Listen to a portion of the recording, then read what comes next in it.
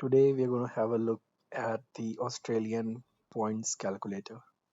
Apparently in Australia you have got calculator for everything. If you go need a home loan, go to Google and type home loan calculator and there you have it and calculator. If you want to calculate your yearly package and how the salary gets distributed, just go online, click at the calculator for salary packaging and you get a calculator. This site, which is provided in the description below, is an official Australian Home Affairs site where it informs you how many points do you get as per your skill or your work of experience. A lot of agents also have got this in their website, but I would recommend you guys to go and have a look at the publicly available information, which is at Australian Home Affairs to calculate your points. Looking at the types of visa, these are all skill assessment visa or the skilled visa for which most of the people go for when they are doing their permanent residency. Visa subcategory 189 is a kind of visa that allows you to work as well as study anywhere in Australia. It is not having any kind of restrictions. However, with subclass 190, you got restrictions to be in the state where you have got nominations for. Apparently, with the same subclass 489 and 491, you have got few restrictions which you can have a look around. As I said, there is a lot of information present online. You can just go type the particular visa and you'll get information on what sort of visa they are. For the purpose of this video, we will walk through an example of myself, let's say, and doing a 189 visa to see how much points do I accumulate. So as soon as you click the class, it gives you different options. So clicking 189, it tells me first I have to go and choose the age, which I'm choosing it to be 25 to 33, where you get points. English, I am going to be proficient, so you get some points. If you score more than 8 or 8, you get superior, where you get more additional points. Oversee skilled employment, the number of experience you have working outside Australia. For myself, it's more than 8 years.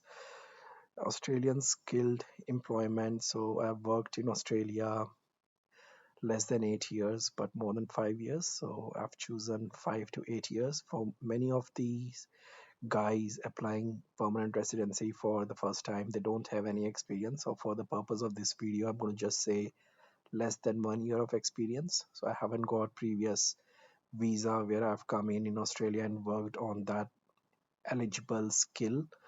I might have a holiday visa, which I have worked as a cafe person or a helper in a hotel, but not worked on an IT stream, which gives you a skilled assessment visa. Education qualification. So this is the level of education you have achieved.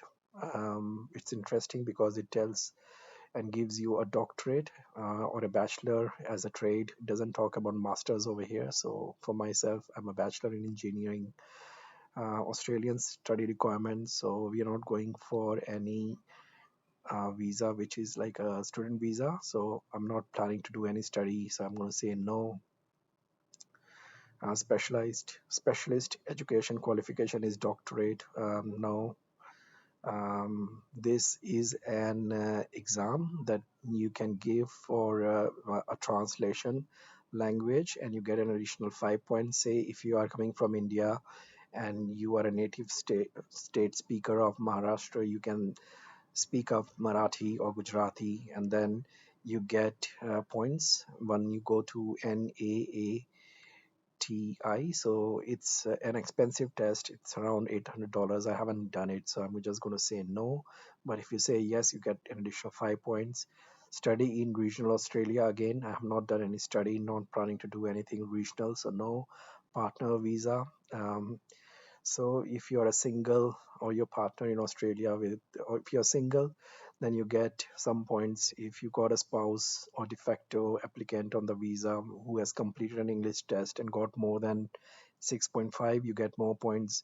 If you have got a spouse or a partner which has done English test as well as skill assessed, and is also eligible for a particular assessment. You get more points on that. For the purpose of this video, I'm just going to say single um, professional year in Australia. So I haven't completed a whole year of working in Australia. So I'm going to say no. So as you can see, there are different points that you get as per your experience, age, and work qualification. So for myself, I have accumulated 80 points.